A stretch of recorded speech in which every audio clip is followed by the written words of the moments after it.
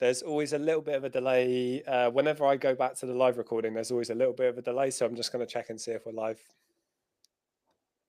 2 live viewers. Okay, that looks good. How's everyone doing today? Sam, How are how are you? you doing today? So are you talking to me? I'm doing Cool. good, mate. I'm doing very good. How are you doing? Yeah, I'm good. I was just telling Sam that all of my oh, hold on. Here we go. All of my clothes had to be washed recently, and my house is freezing. So I'm wearing a wet t-shirt right now, fresh out the washing machine, and I'm sat here shivering, but I'm doing well. It's, Kobe, it's he's in the live actually call. it's actually fresh out of the washing machine, so it's still soaking wet. Yeah, it's honestly, it's. I'm surprised you can't see it in the lighting, but No, it's just dark, so it's hard to see. can you see in the middle there? Not really, no. No, it's it's wet. Yeah, I can see Kobe in the comments of the live. Thank you for joining, Kobe. Always good to see you. Hello, hello, hello. Where are you seeing this, by the way? I've opened up YouTube on my side, but on Riverside we should also see a chat, which the public chat. Can you see us? Can you see that? Oh yeah, I can. Okay, cool. Oh no. Right, Oh yeah. Kobe, what's up? let me just post in the community to let people know we're live. Cool. So, Sam, why don't you give us an update? What's new with you in life? We haven't had a live for a while. An update. What's new with me in life? There's not a lot, mate. I feel like I was chatting to JB on our mentorship call earlier, and I was saying it feels like I've been back from Christmas for like I feel like it was like a month ago since I just started working again in like January. But it's Mm, literally also what last Monday we actually most people, well, me anyway, came back to work and started literally back full time again. But it feels like it's been like a month that's gone past. But there's not really much new with me, to be honest with you. I am grinding away as usual. mm. Having a good month with Amazon. I don't know, I think I've sort of filled you in with my PL dramas. So I had that PL product, and then I couldn't list it, and it was getting loads. Amazon asked me for loads of certifications and testing results and stuff like that. Mhm. So I finally had one of the test results come back like a couple of days ago, and that's all passed, which is Okay. great. So I sent that off to Amazon, and then they've asked me for one more, which I'm just waiting on. So hopefully, once I got that, I should have that by I don't know. I'm hoping tomorrow, if not early next week, and then I can actually send my private label product into Amazon and get it sold. And it's honestly, I can't even remember when I ordered it. It must have been like 4 months ago. So I'll be so happy to finally get that in. Yeah, I think there's so many people when we're live on TikTok. So many people say, "Why don't you do PL?" And it's like, it takes ages. It costs so much capital. It's so much risk. It's so different to online arbitrage, like so different. Like just because you can do OA does not mean you can do private label. Like there's almost like everything about it is different. Like Mm, it's insane. Obviously, you can analyze listings and stuff like that, which is super helpful. Like when you're doing your not really your deal analysis, but your product research to try and find a product, it's sort of having the experience of OA kind of helps because you can see other products in that niche you're looking at and how quickly they're selling and how well they're doing and stuff like that. But that's about it. Like everything else is completely different. Like trying to pick a product which where you've actually see a gap in the market. Like there's so much that goes into that. There's also so much like creating to be fair, creating the listing is not too bad, but doing like even just ordering the product, doing the product design, creating the listing images, um, making sure like you're compliant with the packaging, everything like that. Like it's quite an expensive process. Like I think for the images and I think all my Amazon images must have cost me, and the packaging probably cost me like close to £1,000. Uh, really?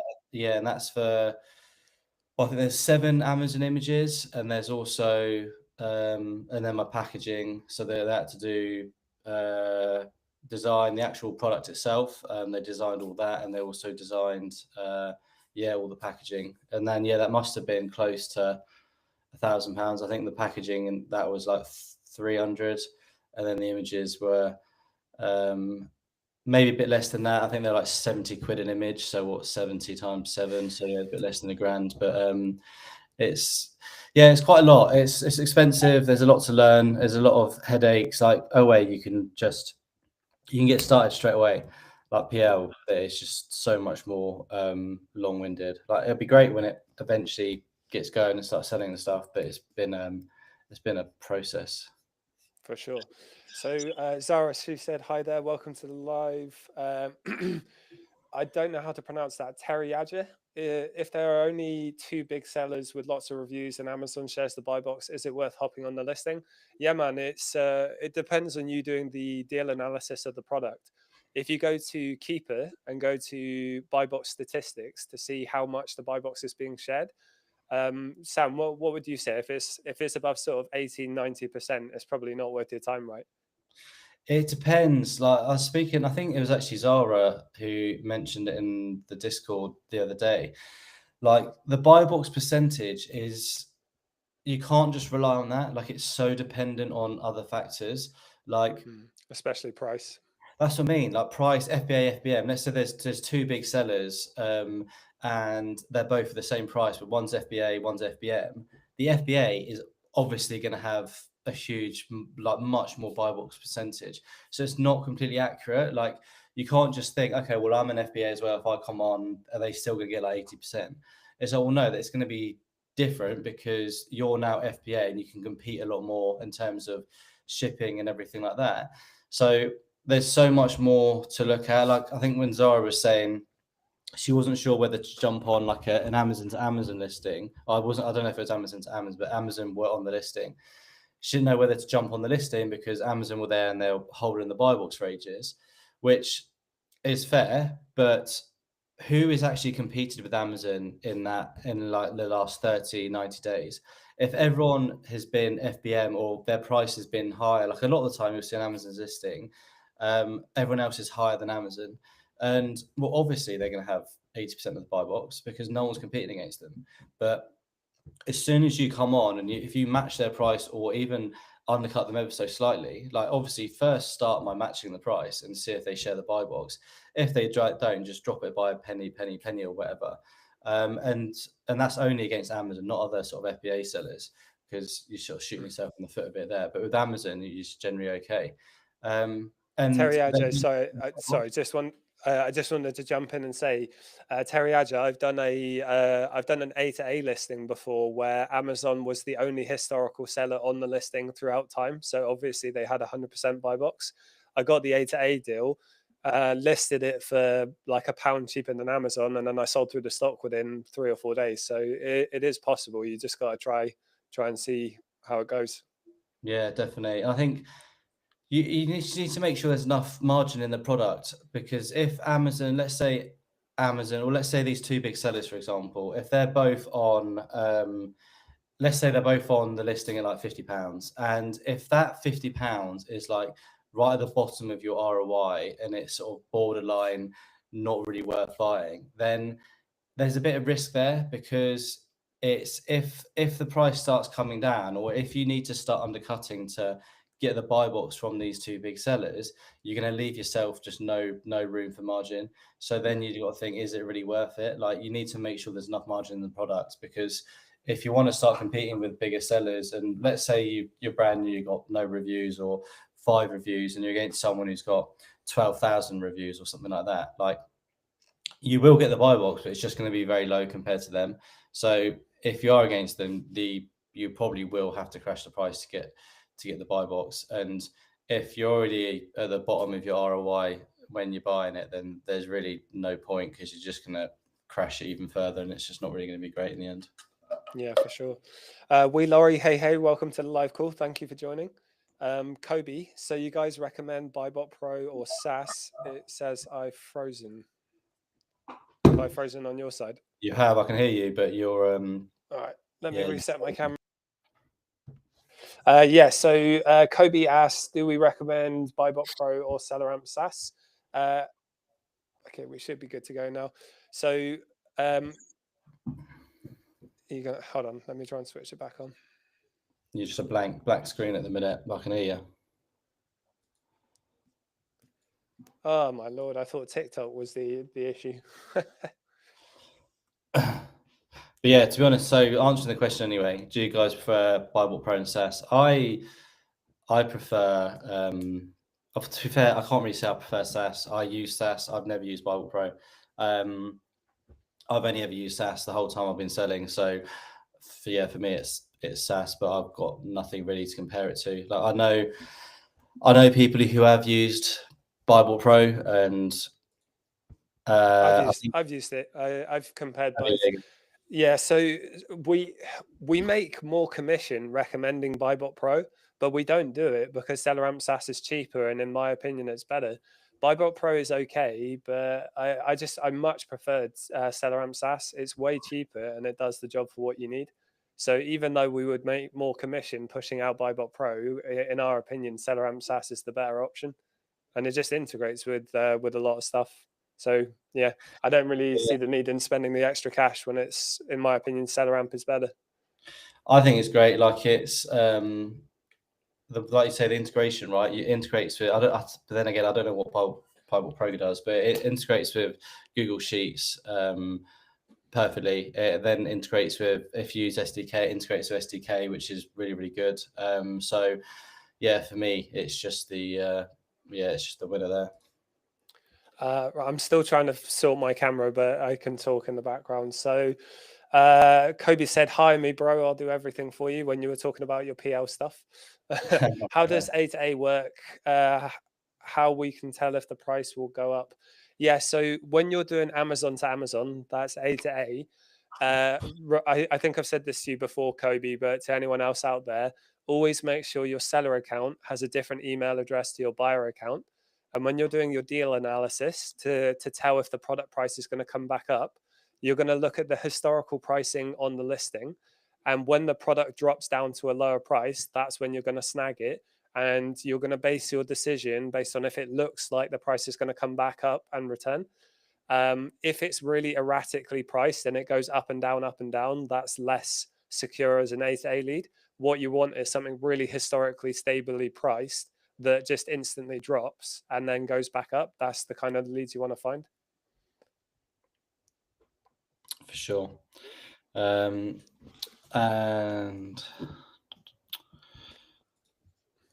what else we got? Zara, very well explained. Hi guys, hello. I'm gonna try leaving and coming back in to see if that helps You do it. Hello, hi guys, how you doing? Right, Kobe, what about repricer? So for me, I use SDK. I like SDK. I think it's good. Like it has its issues. Like the owner of SDK is not the most hands-on and very reluctant to help and sort of fix anything. But I think what it does is good. It's standard. It's basic. Like I don't want anything fancy. To be honest with you, I've tried so many different reprices, and every single time I go straight back to SDK. It's just you know what it's doing. It's just so simple. You put a minimum ROI there, and it just reprices based on that. And for me, like that's all I need. You got all these other like ones which claim they're AI and they claim they're this, that, and the other, and it's you don't know what they're doing. Like they're all trying to be fancy and saying, "Oh yeah, we'll bounce your price around. We'll get you sales at a higher price and all that." And there's so many prices out there, and they'll say, "Oh, we made you an extra £700 this month using our repricer because we've upped the price on a load of things." Which, yeah, that's fine, but you might have made an extra £700 just because you've priced up on a few things and you've got sales higher than the buy box. But then how much money have you missed out on because you have priced up on quite a lot of things and then you've just priced yourself out of the buy box and then therefore not getting the sales. So they're all just bullshit numbers really when they give you that, to be honest with you. And a lot of the AI ones, I don't really understand what they're doing. Like, I'm looking at the pricing history and it's bouncing here, there, everywhere, and I'm thinking, well, why has it done that? Like, what's the actual benefit in that? And I just feel like they're too complicated. So for me, yeah, I'm not a massive fan of them. I just always go straight back to SDK. Simple. I know what it does, and it's just yeah, it's just easy to use. No point Yeah, overthinking. I don't think. I think my camera's back now, right? Yeah, good now. Yeah, I'm the same as Sam. I've tested so many different reprices. We tried the Seller Snap one that's $250 a month, and whilst the sales and the profit were good, revenue went down, and we ended up tanking loads of listings where we didn't even realize. It was just, it's such an aggressive repricer. It really aggressively undercuts, but then everyone else follows you down, and you end up, you're probably pissing a lot of people off because you're crashing a listing. So we went back to SDK, and SDK was by far the best results, just because, as Sam said, it keeps it simple. It matches buy box, and it follows the graph like that. So I think with any repricer, you just have to be attentive yourself. None of them are set and forget. You have to be on the ball and checking it once or twice or thrice a day.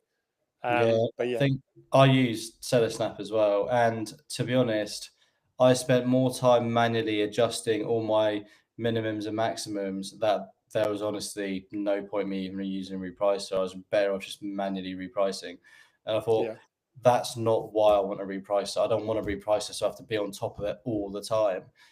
I don't want it to be set and forget, but at the same time, I want it to actually do its thing without me having to get involved every bloody 5 minutes to try and change the price. So yeah, that's why went back to SDK, and yeah, I don't think it's worth the cost. I know a few guys who use Seller Snap and they love it, but for me, yeah, it's not what I want.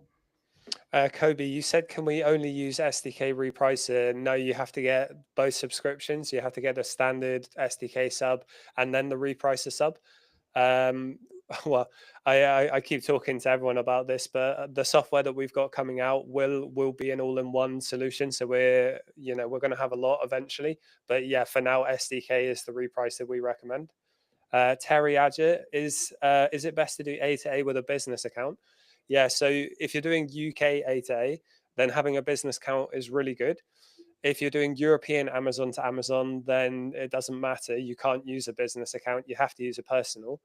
If you're doing UK A to A, on some business accounts, you get given unlimited quantity stock purchasing, which is like a golden ticket account. And yeah, those can be incredible. So you can use both. You can use a personal buying account for A to A and a business account. And we recommend sort of three accounts max. Otherwise, orders start to get cancelled. Sam, do you have one business and three personal, or one business, two personal? I've got one business and three personal. Right. Okay. Cool. Yeah. I would Yeah. separate them as well. Yeah, they're all separate. I got the business account. I had three business accounts, but they got closed down a couple of years ago, and they've never been able to get a business account since. So now the business account I've got, I bought that off someone. Had it for like 4 months, and it's been going pretty well. So yeah, that's decent. Mostly use the personal accounts, to be honest. But obviously, when there's a decent business deal comes up, then I'll whack that one out and start pumping orders through there. Zombie, welcome to the live, mate. Good to have you in here. What red flags would make you immediately reject a product, even if ROI looks good? Um, I think a spike in off account makes me hesitate and makes me want to see what's going to happen with the listing. Or if there's a sudden drop in off account, that is a sign that the product listing has given IP violations to people historically, whenever that might be. So I would say there's like three. I would say massively inflated buy box price recently, sort of in the last week, 2 or 3 weeks or month even. Sudden drop offs in the off account, a completely flat line, and a spiking off account going up, and a price slowly starting to go down. Those are all things you should be careful of. I think my camera's really janky, isn't it? Yeah, it's glitching out. But Okay. yeah, I think also, yeah, obviously, if the brand's on the listing, like that's a big red flag. You don't really want to be selling on product on listings where the brand's on there. Some brands don't really mind, but as a rule of thumb, it's something to avoid. Like the majority of them don't really like you being on the listing. And then, yeah, as Sean said, I think you want consistency with your listing at least a little bit. You don't want there to be a sudden you don't want there to be like a sudden inflated price. Like for the last, let's say for the last 2 weeks, the price is at like 50 quid, but like the rest of the year it's been at like 30. Then the chances of you selling for 50 is going to be quite slim. Like you might get very, very lucky, but realistically, the average price on that is going to be around sort of 30 quid. So that's definitely something to be careful of. Trying to think what else really. I I'm think jumping out and back in again. Give me a minute. reviews as well. Like look at the listing reviews. If the listing's got like, I don't know, like 3-star reviews or something less than that, then it's not going to be a great product. So you're probably going to get returns. Ideally, you want to look at listings with like 4-star and above, because yeah, generally lower than that, then the product. There is obviously a reason it's getting the 3 stars, right? And 3 stars not great on a product, so you want to be pretty mindful of that. Okay, so the last thing I caught was what red flags. Do you guys mainly use Keeper for sourcing by Kobe? My camera's still lagging. I have no idea what's going on. Yeah, so Keeper is one of the sourcing methods that we use. We do a lot of A to A with Keeper, as you can imagine. Storefront sourcing through SellerAmp, newsletter sourcing, just generally going to retailers when we know there's offers on. Those are all the most obvious strategies. Sam, how about you? Yeah, keep a product finder, keep a deals, or manual like newsletter, dabbling a bit of storefront, a bit of top cashback sourcing. We can do sourcing via like student beans and stuff like that. See what codes are available. Yeah, and yeah, like manual ones. So if you know, I don't know, a certain website's got a sale, you can jump to that. Like, I don't know, on every Wednesday, this website got 15% off certain brands. Yeah, check that out, a little manual. But yeah, they're the main ones, to be honest. Sort of mix it up really all the time. I try and say to people, like, you want to try and be a bit of a master of one rather than a jack of all trades, because you can try and learn 15 different sourcing methods, and the chance of you being really, really good at all of them is going to be quite slim, just because the amount of time it takes to learn all of them. So I would focus on one or two and just really hammer them down and try and get really, really good at them. I think you'll have much more success doing that rather than trying to juggle all loads of them at the same time. Yeah, for sure. With VA training, so we obviously recruit out virtual assistants from the Philippines. When you give too many sourcing options to VAs, they actually get really overwhelmed. Sometimes it's better to just stick to one or two. And if you're sourcing over an 8-hour day, do 4 hours of one, 4 hours of another. Record where you're finding your leads and with which method. And then over time, if you're finding more and more leads with one method over another, then maybe double down on that one. Terry Adger, at what point should I start going for ungates? I have one listing currently. Yeah, go for them straight away, mate. If you're in our free Discord community, which you can get to from the link in the bio, or a link in the description, I should say, we have an auto ungate list, which you can go through one by one. In the beginning at the moment, so before I would have said go for ungates constantly, because it's a bit uncertain at the moment. Try and find products that you can sell without an ungate. And if you struggle, keep going through the auto ungate list and try your luck. More and more people have been getting ungated this month in comparison to December, but you don't want to tie up your capital for a long period of time, especially whilst the ungate stuff is still uncertain. I've reached out to a couple of Amazon employees who are high up, and I'm still waiting for them to get back to me. As soon as we've got a contact at Amazon, I'll keep everyone updated with the ungating situation and with everything else, to be fair. Zombie, all right, thanks. And when do you choose FBM over FBA for testing? I've already spoken to Zombie about this one in the Discord DM. So Sam, what's your viewpoint on that? So when do you choose FBM over FBA for testing? I don't really choose FBM forever. Since that court case update, I like a bit of FBM now because you actually do win the buy box a lot more than you used to. Yeah, FBM are definitely winning the buy box a lot more, but to be honest, the only time I'd FBM is if it's like it's like a large product, like it's I don't know, like a big printer, or it's trying to think what sort of product, like a dehumidifier or a swimming pool or a vacuum, like a shark or something vacuum cleaner or something like that, like which is quite big. That is probably the only time I'd ever FBM anything.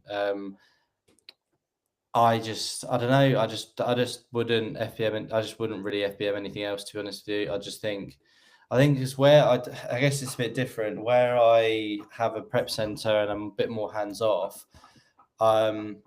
I leave it to the prep center. They prep it and they send it in. Like I don't really want to faff about doing stuff FBM.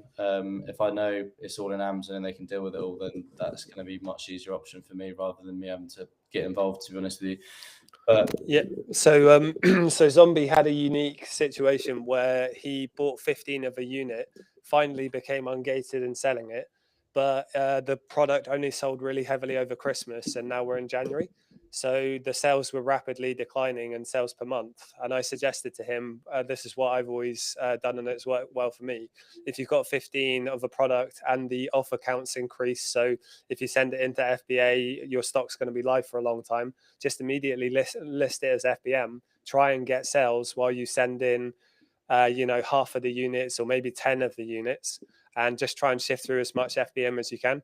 I gave Wee Laurie that advice. I gave her that advice during December because she was too late to get the stock into FBA, and she managed to make good sales with it. So I think FBM is definitely worth exploring now more because you can get the buy box more. But as Sam said, if you've got a prep center, it's not something you ever worry about. But if you're under time constraints, I think FBM can be really good. yeah, I think like Q4 was a perfect example of that. Like if you find some really good products, like start of December, and it might be pretty fine on getting them into FBA before then yeah, definitely FBM as much as load of stuff there to get sold as quickly as possible. I think that's a great thing to do. Like seasonal stuff, like if you've got loads of I don't know, trying to think like Valentine's Day chocolates or something like that, and you're not going to make the FBA because it's just going to take too long to send in, then yeah, definitely hammer FBM. Or you're coming to the end of summer and you're trying to sell a load of summer bits, then yeah, definitely hammer FBM then. But I think I think it's basically a time constraint thing, right? And that's when you should probably best utilize FBM, to be honest with you. Yeah. So Kobe said no lead groups then. I'm not saying they can't work. It's just in my experience, they never have. You can imagine we have a Discord community with almost 1,200 members. And I send a message to every single new person who joins. And I'm 100% convinced the reason why so many people for years have said Amazon FBA is too saturated, it doesn't work. I'm convinced it's because people have tried lead providing groups.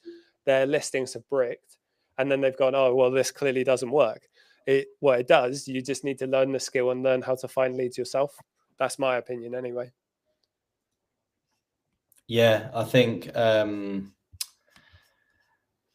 yeah, I would agree. I think lead groups, it's just very saturated. I just think you're much better off learning to actually do it yourself, because you've got so many people looking at these leads groups. Like some of these groups you've got like 100, 200, 300 people in, and if everyone's jumping on the same lead, then it's just yeah, it's just not great. Like there's one lead group I use, and to be honest, I don't really look at it that much, and I'm super selective with what I buy from it. And usually, the only thing I usually buy from it is if it's a business, Amazon, it's an A2A, that's it, Amazon to Amazon, and it's a business deal, and the ROI is like super high, like, I don't know, 60, 70, 80, 90, 100% ROI, and it sells like 500 to 1,000 times a month, like, and that is the only time. Like, other than that, I'm not really interested in any lead groups. That's the only group I'm in, and that is the only channel I look at, is the A2A business stuff, and even then, super selective with what I buy. Yeah, we have many people in the server. I've done this at one point. Reese has done this, and loads of people in the community do this. We know plenty of people who would spend £100 a month, £200 a month on lead groups just so they know what not to buy. Like, if the leads get posted in these groups, they're going to saturate, so you want to avoid them. Hey, my camera is not laggy anymore. Finally, sorry about that. I think that when I was in a lot of lead groups, that is the main thing I use them for, is just to see what I shouldn't be buying. If my VA sent me a deal, or I saw an A2A or something like that, I would copy and paste the ASIN into all the Discord groups I was in, just to see if it would pop up. And then if it popped up and I saw a load of people in there posting like success and they bought this, that, and the other, I'd be like, yeah, I'm definitely not buying that. No chance. Gaz FBA, what lead quantity do you expect a VA on as a daily average? Sam's VAs are absolute demons, so he's a little he's a little biased. In Recruit Smart, we like to advise clients that you want a VA after about 2 or 3 months of experience with you. You want them to provide about on average, 5 buyable leads a day. And I say buyable leads because if they're providing 10, but you don't want 70% of them, that's not so good. And I say you need to give it about 3 months working with you, because every single person has a sourcing style. I look at a keeper graph and I'm going to see a different story than Sam. You'd think it would be entirely objective, but it's actually not. Everyone has a style to what they like to buy. Everyone has prerequisites that they like to hit. We've had one person say he didn't like the leads his VA provided. Someone in our team tested them and bought them all because we didn't see what he was seeing, and then they sold out of all their stock in a week and got a 40% ROI. So it just goes to show that everyone has a different style. So you need to get the VA used to your sourcing style. And I would say at least 5 buyable leads on average per day across the week or the month is good. What do you have for yours, Sam? Yeah, I would. Yeah, I slipped it in. I told you I was going to.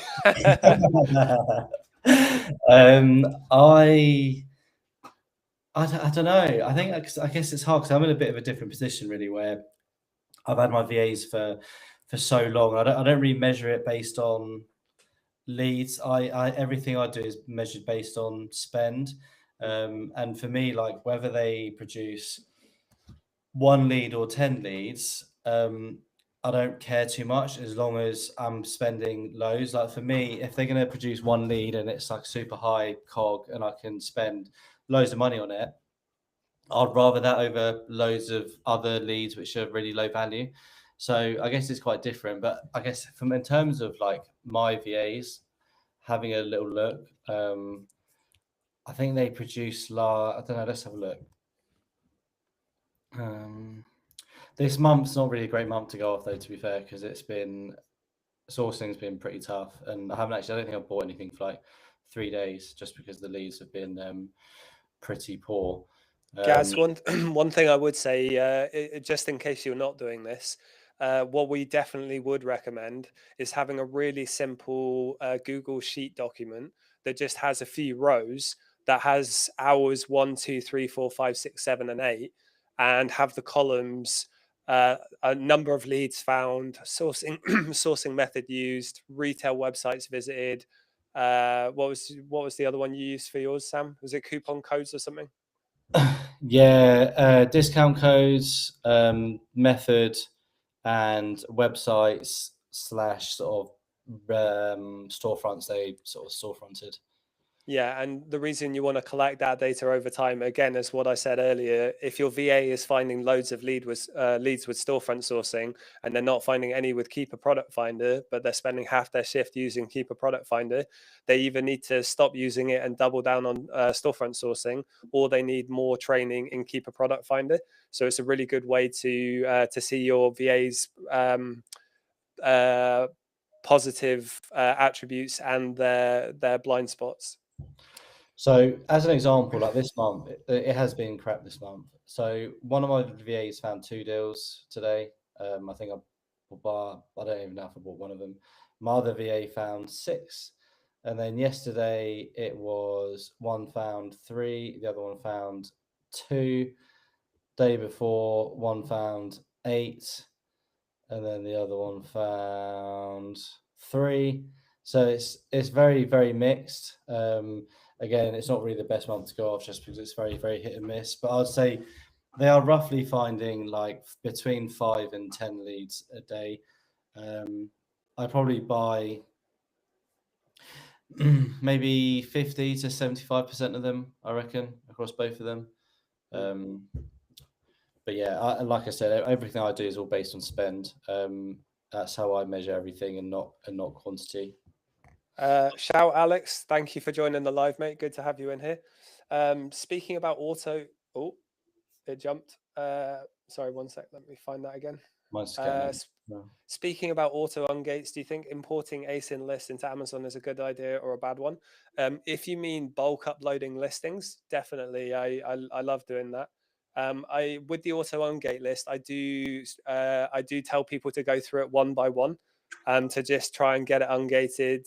You don't have to commit to buying it or adding it fully, but I do recommend going through it one by one. But when you're listing your inventory, having a system that allows you to bulk upload your listings in one go saves you so much time, like an absurd amount of time. So definitely recommend that.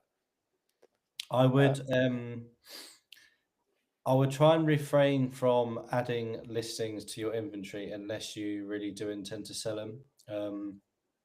There was a call I got on ages ago with a company called Seller Basics, and they are like a account recovery company, like team. So if your account gets suspended for whatever reason, you can reach out to them and they can help you get unsuspended. And in the call, they said they've known sort of sellers who have been got section freed and suspended and stuff, and they're asking for invoices for products which are added to the inventory but they've never even sold. And it's just because someone will start added it just to see if they can sell it or something like that. So I would always try. I do this myself though. I think everyone does, but I would always try where possible just to not add a product to your inventory unless you really do want to sell it. Obviously, if you want to try and list it, then that's fine, but you don't have to go all the way. But yeah, just be a bit mindful. You don't want to be adding hundreds of products unless you really do want to sell them, to be honest. Interesting. So with the you've not told me that before. So would that affect the use of the auto ungate list? Because obviously I don't want to be giving people bad advice, because you don't have to fully commit to adding it, You right? have to commit to it, right? Like Yeah. you go to add the product, and it's going to either give you the option to enter the price, skew everything like that, and go ahead. And at that point, you know you're ungated, so you just back out of it. Whereas if you need approval, it's going to say you need approval. You hit next, and it's going to say you're approved, and then you don't need you've not added the product that, and then you just back out of it and then try again. So that doesn't affect anything. Yeah, the system was a bit different back when I started, because Selleramp would say you're restricted in a listing. You would go to add it into your inventory and you would just auto ungate that way a lot of the time. Yeah. Now it's a lot more kind of binary. It's a lot more you either are or you're not. Sorry, just to say, we've got quite a lot of questions piling up, so let's go through them. So it does get easier after 1,000 in sales. That's by Kobe. Yeah, absolutely. So any newbies in here, ungating in the beginning feels like the bane of your existence, and it's really tricky. That's why we tell people to have a thick skin and be consistent. But you will eventually get to a point where it doesn't even bother you because you don't think about it. Just the same as hitting VAT registered status. So many people drop off and stop selling when they hit VAT.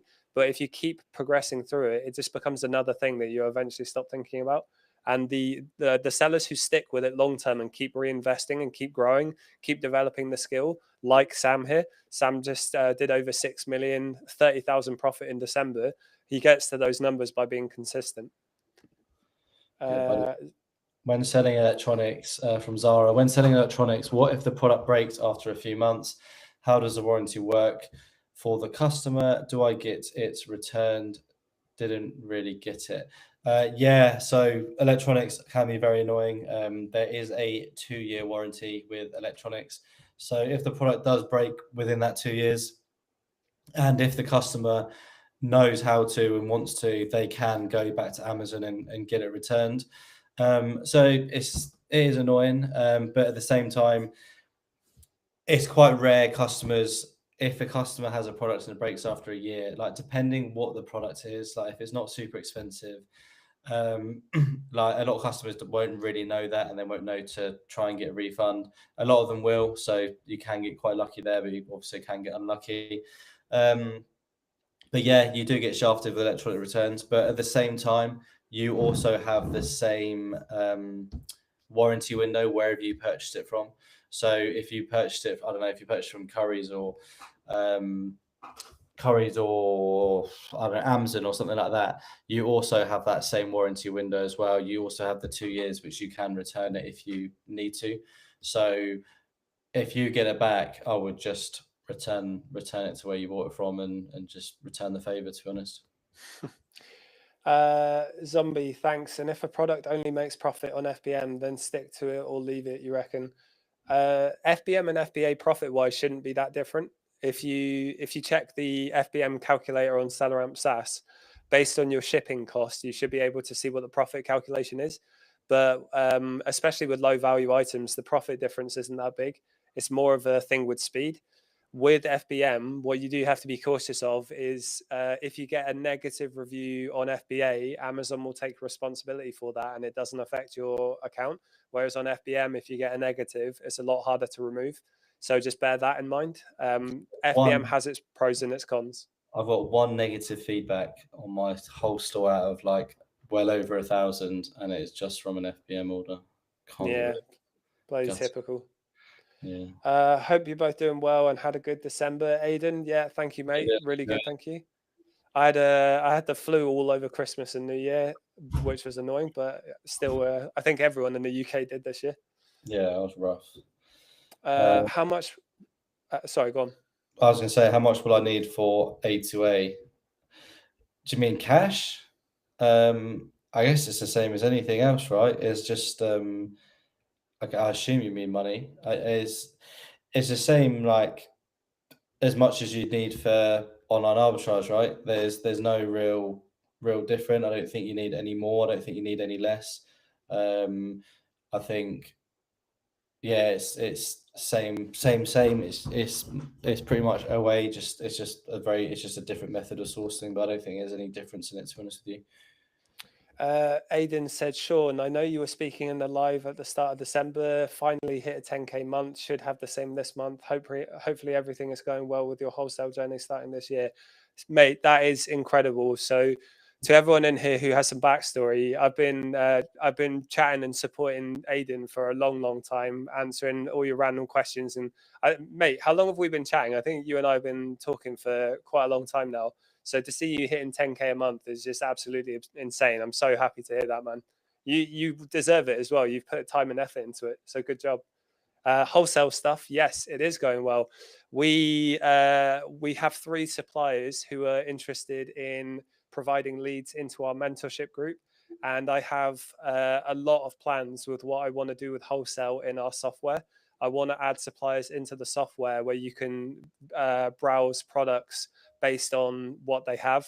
There's a couple of maybe 1 or 2 softwares that I can think of doing this. I think we've got better ideas for it. So yeah, it's been going really well. I'm going to be testing my first PL product, just like Sam is, probably in the next 1 or 2 months, depending on how long it takes. And yeah, going to be using the suppliers we're finding for the mentorship to sell wholesale leads as well. Very excited. Terry Adger, is there certain filters you have to use on Keeper Product Finder to find OA leads? Do you want to answer that one? Yeah. Let me get Keeper Product Finder up. There's so many filters. Do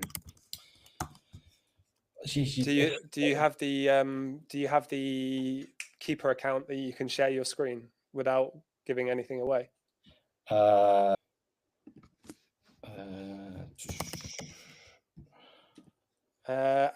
Alex just jumped in and said, definitely going to Birmingham in February sounds amazing. So he's referring to the NEC. To anyone who doesn't know, the NEC does an event every spring, or every February, I should say, where you can meet suppliers to do wholesale on Amazon. A lot of people there don't like Amazon sellers, but Reese told me it's adapted a lot over the years, and a lot of the suppliers just accept it now. So if you don't have a lot of capital, don't expect the world. You're going to be competing with people who have a lot of capital and can outbid you. But it is a really incredible opportunity to network and find suppliers. And we did a poll in the community earlier today to ask people if they wanted us to go and do a meetup. And it sounds like people do want that. So we'll be arranging that and announcing that soon. So keep a product finder. I can't show my screen because it's got my email address in the top right, which I don't really want people to see. And I can't remember the account for my other one. But to be honest, there's not like, you don't want to use like loads and loads of filters because you're just narrowing it down too much. I think the main one is like sales rank. You want to obviously play around with the sales rank. You don't want something like super high. So you can do that, either start at like 0 to like 50K or something like that, have a little play around. The thing is, you got to always tweak these. So I'd pick like, say, like 5 main filters, but then just tweak the numbers within them. So I think sales rank is a really, really good one. New, again, new price. So you want to do anything, I guess, like sort of £5 and whatever you're comfortable selling, to be honest with you, whether that's, some people might not be happy selling stuff up to like 100 quid. Some people might be happy to sell stuff up to £1,000. So you want to obviously tweak that to and from what you're happy with. I would also have a look at, I like to have a look at categories, and I like to have sort of different filters for each category. So you can have one for, I don't know, beauty products, household products, electrical products, whatever it is, and just have different categories of filters. I think that makes it quite easy to search. You can also do that in product group, and then there's also offer count. I think it's good to have an offer count in there. You want to do, I guess, from like, it depends. Again, this needs to be tweaked and played around with. You can do from like three or four as like a minimum, and then whatever your max is, whether that could be 10, 15, 20, 30 or 50 or even more. But I think you want to put in at least like 3 or 4. So you could go lower, but then because you want to discount if it's just like a brand on the listing, or if it's a private label, anything like that, then those sort of filters are going to discount that out. You also want to have a look at, obviously select, where's it gone? Physical products, like you don't want digital, you don't want ebooks, anything like that.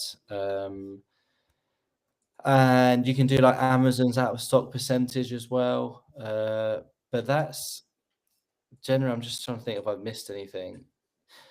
That's generally it. Like you don't need to do loads and loads and loads. I would, yeah, stick to like 5 or 6 of the main ones and then just go and tweak them, to be honest with you.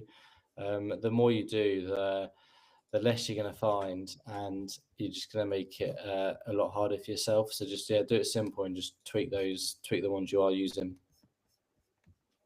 So the only thing I would add to that is Keeper's just updated some filters. So if you scroll, if you scroll much further down towards the bottom, you can. I'm just looking for it now. Scrolly, almost all the way to the bottom. Where is it? Right, here we go. So there are now filters, so you can highlight filters for Prime Day deals. So that's really good for 8A on Prime Day. Or I would assume it's going to be really good for Prime Day. I haven't actually tested it yet because it's a new setting. And you can also see the historical listings the sellers sold. So if you have a seller ID, you put it into Keeper product finder filters, you can now see every historical listing they've sold, which is insane. So we'll probably, a lot of people have been asking us to do live sourcing. To be honest with you, live sourcing isn't so enjoyable to do live for anyone. We're thinking of maybe doing like a closed group of 10 people for a small price, where we'll do live sourcing for an hour and answer everyone's questions. but we'll let you guys know about that. We don't want to give away too much because obviously we have a course and a mentorship, but we're more than happy to help as much as we can. Kobe had to leave, so if you see the recording, Kobe, thank you for joining. For anyone, this is from Aidan. From anyone in this chat, these two are the real deal, and we'll always be grateful for how much you both helped at the start. And Sean, I think it's been like 18 months, been at Amazon for 20 months. We started speaking really early on. Appreciate you again, man. That's really, really kind of you to say. Yeah, it's mad how quickly that time goes. It's crazy. Thank you, Aidan. Big up yourself. Yeah, absolutely. You as well, legend. Hey guys, do you have any tool to get extra feedback? James, that's a really interesting question actually, because we have a really good custom Sage mailer template, but a bunch of people just got a compliance violation email today because of using custom email templates that you were sending to customers. So I still have mine in mine. I'm sure Sam still has his and his, but no, he's turned off. Yeah, I would say before that worked really well. It's not really such a good idea at the moment whilst that's happening. And it's a shame because getting reviews for me was basically impossible. I set on this custom template that's really innocent. I started getting loads of reviews. So it's just another thing, Amazon making it harder for us, unfortunately. Yeah, I got hit with an email last week or the week before. I think it was last week, saying I cannot send any messages to any customers ever What? again. I can't like initiate the conversation first. Like if a customer asks me a question, I can obviously respond, and that is because of my the messages I was sending out via sort of Sage Mailer, which is really annoying. Like I've used it for like three years, and I've never had an email. I've never had any issues. And then suddenly just get that out of nowhere. They didn't even have like a time frame on it. There was no like, you can't send messages for like a month or a year. There was just like, it was as if it was like indefinite. So yeah, really annoying. Like because Sage Mailer helped me loads. Like it got me loads and loads of reviews. You can see like when I switch it on and when I switch it off, like the difference it makes. So yeah, it's a bit gutting really. I'm hoping it will switch at some point, but yeah, I don't know. There's Sage Mailer, obviously Sage Mailer do it. I think the seller board, I think they have that functionality in there, even like maybe Yeah, like they do. but what did Cal? I don't know if I'm giving away too much here. Cal dropped a little bit of secret sauce. Yeah, he reckons he's got a workaround, but I won't say anything. I'll leave it for Cal. So I sent the guys a message saying every Thursday I want to do these live calls with a different guest. So you and I are talking this week. I want to talk to Reese next Thursday and Cal the Thursday after. And when I have a live Q&A with Cal, I want to show our community the software because we've been very elusive for too long. I really want to show it off so we can go through all the features and functionality then. But yeah, we can hold off until that time.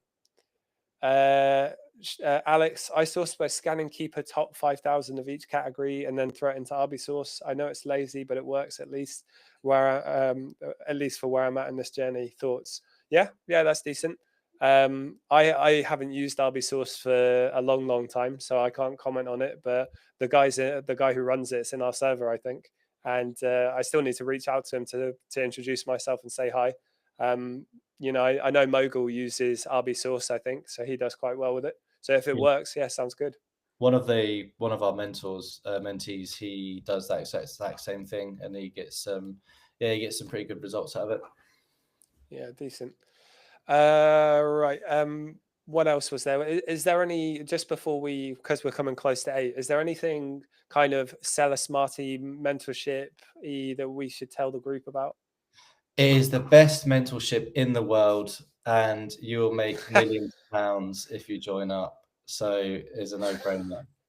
No, Results may vary. Yeah. No, it's I don't know if there are any updates. I think the mentorship really good. Like the first lot of people who signed up are sort of coming to the end of it. I think we've seen really, really good results. We've coached anyone from like literally brand new, not even open up a seller account, all the way to someone who's doing 100K a month. and like everyone in the middle as well, like people who have been selling for like 2, 3, 4 years. So we've coached a huge range of people. Everyone's we've had like really good positive feedback from everyone in there. Like everyone's getting really good results. I think it's going really well, and I think it's really good to see especially after the first sort of few months, how much people have sort of progressed and done well from it. So I'm very happy with how it's going. I think everyone in the group's really happy with it. Yeah, I think it's going well. But Yeah, I'm gonna blow my own trumpet, I guess. well, I think it's well deserved. When you see the mentees' results, I mean, they speak for themselves, don't they? When people are getting really good results, it says what we're teaching works. Yeah, the only thing I would add is a lot of people keep asking us if we offer payment plans for 12 to 24 months. We've been trying to implement that. It's been a annoying pain in the ass for some reason. There is a way that we know how to do it, but we've been reluctant to do it because we don't like the platform that we have to do it through. But if you're interested in the mentorship and you're waiting for a payment plan, we will implement that soon. I'll try and get that set up even tomorrow if I can. But yeah, apologies for the delay on that one. We can do shorter payment plans though, like Yeah. sort of up to like 3 months, I think, isn't it? But yeah, past that, it just makes it it's just a bit harder. Yeah. So, Zombie, thank you for joining, mate. Thank you. Alex, sorry, guys, I don't want to take over the chat, but another question. Could you explain A to A? I remember I used to think the price was just free falling. I had no faith in this. Yeah. So, Amazon to Amazon, I said earlier in the start of the live, always have your seller account email separate to your buying account email. So just use two different email addresses. You want to review Keeper and you want to buy the product when the price has dropped very sharply, at least 30%, and it's low. And it looks like it's going to recover to the price it was at based on historical performance of the listing. Sam and I only buy from Amazon directly when doing A to A. We don't buy from third-party sellers who do FBA, just because you will find a lot of sellers sending crap that isn't actually what's on the listing. So buy direct from Amazon when the price is low and resell when the price is high. Look for products that have a higher sales per month. So kind of like 50, maybe even 100 plus. If you do A to A, you may have to hold your stock. Sometimes the price recovers really quickly and you can sell through your stock really fast. Other times you have to hold it for 1, 2, or 3 months. It just depends on the sales per month and how much competition joins.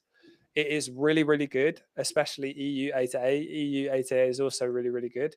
I would argue, I think Sam would probably say the same. A to A can actually generate quite a lot higher margins than OA a lot of the time, especially if you can hold stock. Yeah, definitely. If you can hold stock, you can make some serious cash, because a lot of I think with A to A is a bit different compared to like OA. With a lot of OA stuff, you can sort of like replenish it at some point from somewhere for a similar sort of price. Whereas if it's like with certain A to A's, if everyone's getting it from Amazon, like the chances of that getting the same price again is going to be pretty low. So once the sellers have sold out, they are not really going to come back on. So if you can wait for everyone to sell out, the price is only going to go one way, and you can make some really, really good money. I know one of my mates who does really well, and you will always see him on an A2A listing. He's the last seller on that listing, and he prices always so high. We always laugh at him because he's always the highest priced for months. But he does really, really well because he just waits out for as long as possible. I was chatting to someone who held a stock for a year on an A to A, but then he made it like tens of thousands in a single month when everyone else finally did sold out. Christ, it's a long old hold. Yeah, it is a long hold, which in itself incurs cost, doesn't it? So if you're going to have storage fees for a year, you're going to have to compensate for that as well. Yeah, Terry, like, sorry, I was going to say, and you need to figure out